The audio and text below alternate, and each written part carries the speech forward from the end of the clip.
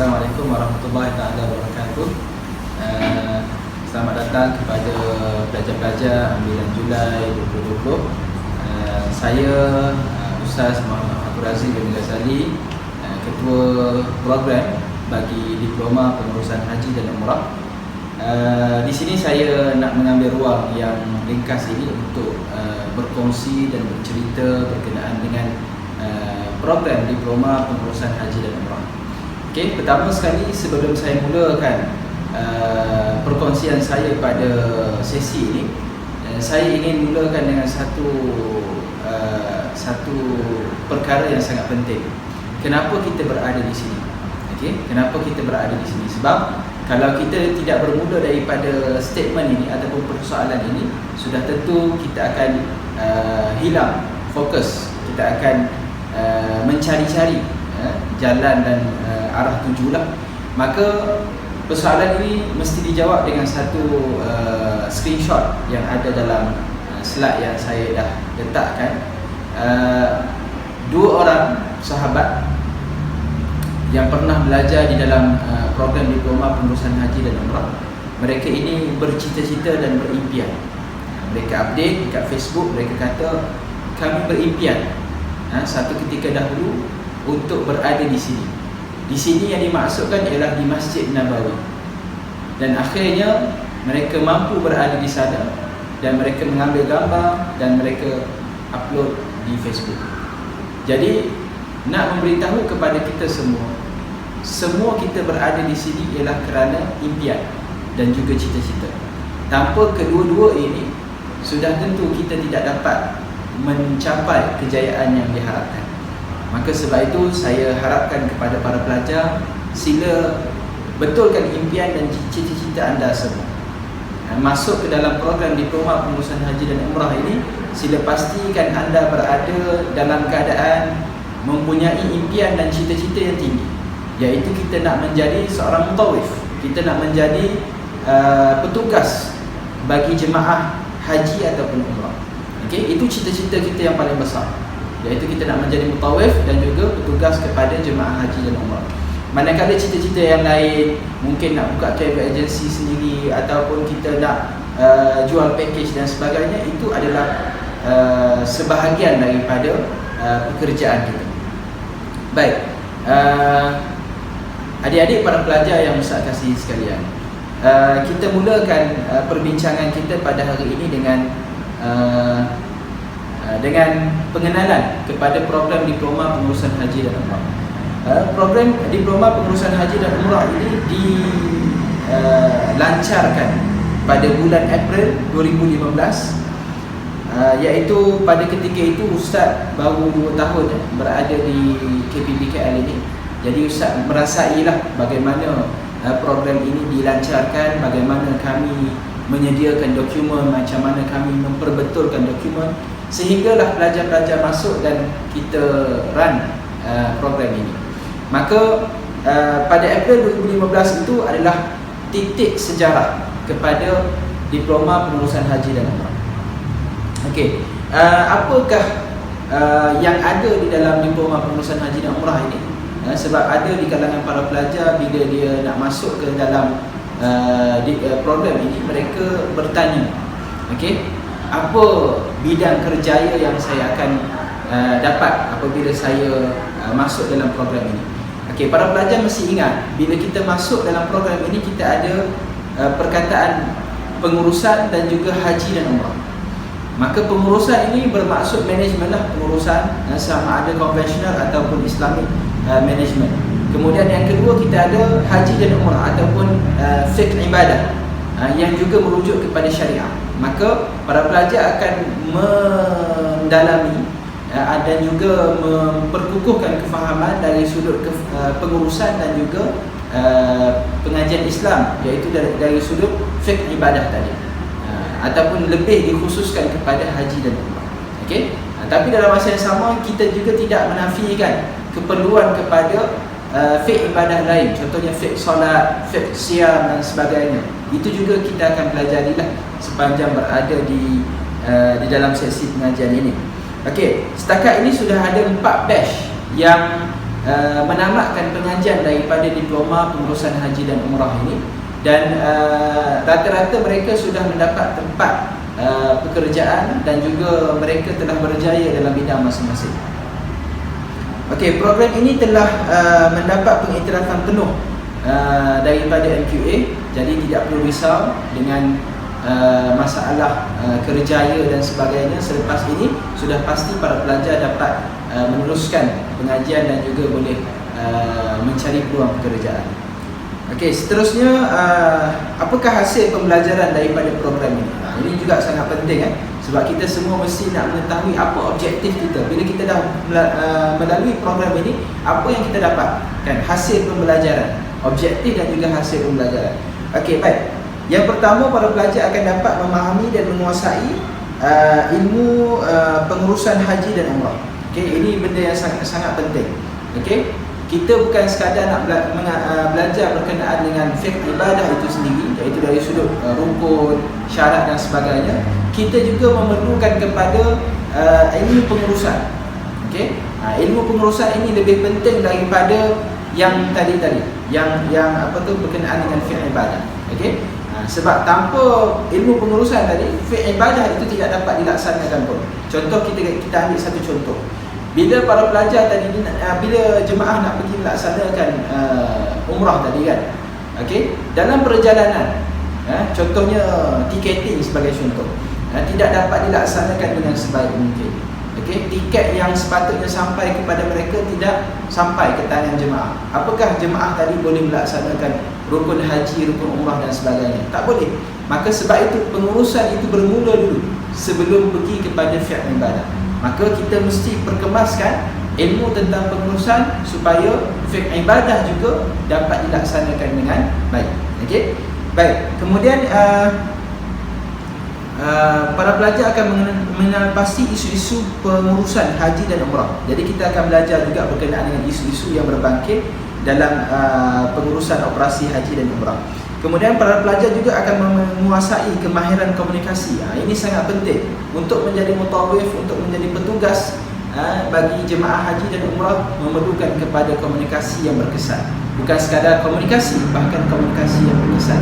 Sebab di kalangan jemaah ini ada pelbagai lapisan masyarakat. Ada kanak-kanak, ada remaja, dewasa dan orang tua. Mereka ini memerlukan kepada komunikasi yang berkesan, bukan komunikasi biasa. Okey. Kemudian seterusnya menghayati keperluan belajar sepanjang hayat dan pengurusan maklumat. Okey, jadi dalam tempoh kita belajar ni sebenarnya kita nak belajar macam mana kaedah kita belajar sepanjang hayat. Macam mana kita nak memastikan diri kita ini dalam situasi sebagai seorang pelajar sepanjang masa, sepanjang hayat kita, sampailah kita diambil nyawa oleh Allah Subhanahu Wa Taala. Okey, kemudian seterusnya kita akan mengaplikasi kemahiran keusahawanan. Ini juga sangat penting kerana kita semua ni kalau boleh biarlah sampai satu masa kita adalah usahawan dalam industri pelancongan ini. Janganlah kita ni hanya menjadi pekerja sahaja.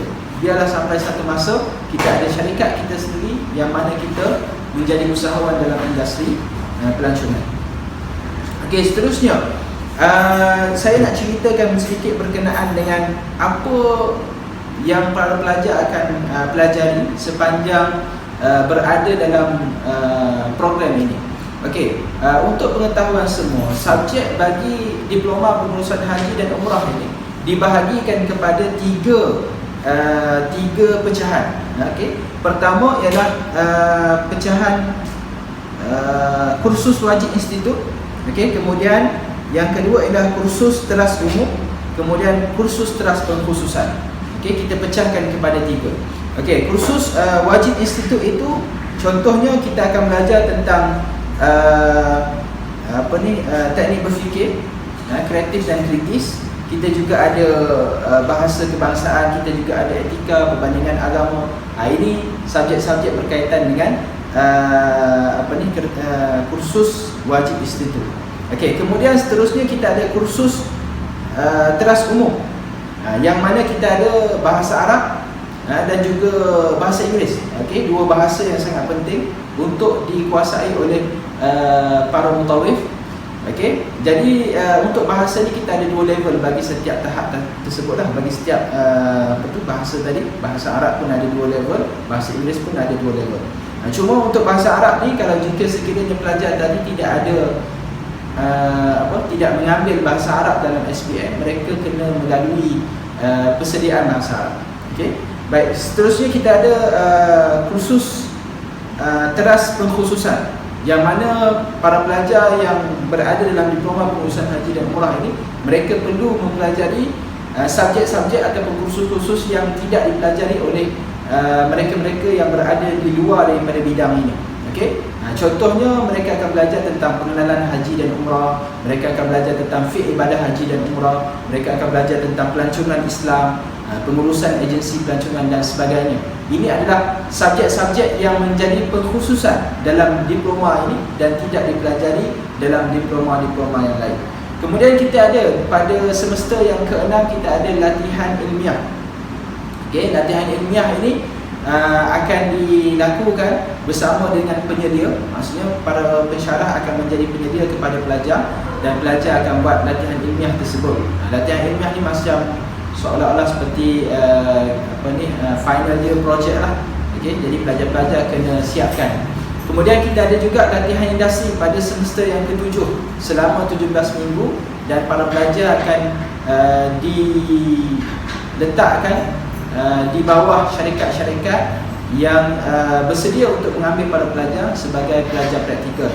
Jadi pelajar-pelajar akan merasai suasana yang sebenar, bagaimanakah alam pekerjaan, bagaimanakah industri sebenarnya, industri pelancongan Islam ini macam mana keadaan yang sebenarnya, akan dilalui, akan dirasai dalam tempoh praktikal tersebut. Okey, baik. Seterusnya prospek kerjaya. Okey, ini benda yang sangat penting lah. Semua orang kalau nak belajar hari ini mesti nak lihat kepada prospek kerjaya. Maka pertama sekali, prospek kerjaya bagi diploma pengurusan haji dan umrah ini tak lain tak bukan mestilah mutawif ataupun mutawifah. Okey, cuma bagi lelaki, mereka memang tidak ada masalah untuk bermula pada usia yang muda. Okey, ada sahaja di kalangan pelajar-pelajar diploma pengurusan haji dan umrah usia 21 tahun, 22 tahun dah jadi mutawif. Okey, tetapi bagi perempuan dia ada sedikit halangan. Maka untuk mutawifah ini, mereka memerlukan kepada mahram untuk bersama mereka lah jika sekiranya mereka dilantik sebagai mutawifah. Kalau nak tanpa mahram, maka yang disyaratkan ialah 45 tahun ke atas. Okey, itu untuk mutawifah. Bagi mutawif tidak ada masalah. Kalau nak menjadi mutawif itu dalam keadaan tidak ada mahram ke, tak ada apa, sampai tak ada orang yang bersama, maka dia boleh bawa jemaah ketika usia masih muda. Okey. Kemudian yang kedua ialah pembantu pengurus jemaah umrah. Okey, pembantu pengurus jemaah umrah maksudnya asisten kepada mutawif tersebut. Jadi dia boleh pergi juga kalau dia tak ada pengalaman, tak ada kelayakan untuk menjadi mutawif. Okey, macam contoh kalau dari sudut bercakap tu dia kurang, maka dia boleh jadi asisten. Asisten ni contohnya macam tugas dia angkat barang kan, membantu mutawif lah dalam pelaksanaan dan juga perjalanan ibadah umrah tadi. Kemudian seterusnya penolong pegawai haji dan umrah. Okey, ini antara contohlah tugas-tugas yang boleh ataupun jawatan yang boleh diambil. Okey, penolong pegawai haji dan umrah. Maksudnya mereka ini bertugas di Saudi, iaitu di Mekah dan Madinah sebagai pengurus ataupun sebagai pegawai operasi. Okey, pegawai operasi ni maksudnya mereka lah yang berada di sana selama 3 bulan sebagai contoh untuk menyambut ketibaan para jemaah ini. Okey, seterusnya penolong pegawai hal ehwal Islam. Ini contoh-contoh orang yang biasa jadi tok imam, tok bilal, dan juga mereka-mereka yang menyediakan program-program Islamik untuk organisasi atau penjabatan. Okey, seterusnya penolong pegawai pemasaran. Yang ini untuk marketing. Jadi biasa juga di kalangan pelajar-pelajar kita, mereka membuat marketing ataupun jual package, okey, di online ataupun secara offline. Maka mereka ini akan dilantik sebagai penolong pegawai pemasaran. Seterusnya penolong pegawai pentadbiran. Okey, di mana-mana organisasi, syarikat dan sebagainya yang mana mereka ini bertindak sebagai admin kepada syarikat tersebut. Okey. Okey, untuk peluang sambung belajar, bolehkah para pelajar daripada diploma pengurusan haji dan umrah ini untuk sambung belajar? Ya, boleh. Di peringkat di degree, ya boleh.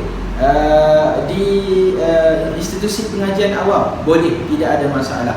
Okey, sebab kita memang sudah ada rekod pelajar-pelajar kita yang menyambung pengajian di UKM, di UiTM. Mereka ini sudah berjaya untuk masuk dan mereka pun sudah berada di alam alam pengajian tersebut. Jadi maksudnya sijil kita ini diiktiraf dan boleh untuk sambung belajar. Okey. Jadi untuk bidang yang boleh diteruskan pengajian tadi, boleh mengambil sarjana muda dalam bidang pengajian Islam, sarjana muda dalam bidang pengurusan ataupun pelancongan. Okey, ini dua bidang yang boleh teruskanlah untuk pelajar-pelajar tadi dia nak menyambung pengajian, maka dua bidang inilah ataupun dua sarjana muda ini boleh diambil sebagai bidang yang seterusnya. Okey, yang terakhir sekali sebelum kita berakhir, saya mohon kepada para pelajar yang berada di hadapan saya ini, tolong buka handphone masing-masing. Okey, buka Facebook. Saya yakin dan percaya semua pelajar mesti ada Facebook. Kalau tak ada Facebook, ada IG. Sila buka Facebook dan IG masing-masing dan like FB Humman. FB Humman. HUMMAN. HUMMAN. Dan juga IG Humman. Okey, HUMMAN. Sila like dan dapatkan segala maklumat yang terkini daripada FB Humman dan juga IG Humman. Okey, Humman merupakan kelab bagi program diploma pengurusan haji dan umrah. Maka di sinilah segala aktiviti kita rancang bagi membangunkan sahsiah dan juga potensi yang ada pada pelajar-pelajar diploma pengurusan haji dan umrah. Okey, itu sahaja perkongsian saya pada hari ini. Terima kasih kepada semua para pelajar. Diharapkan semua para pelajar dapat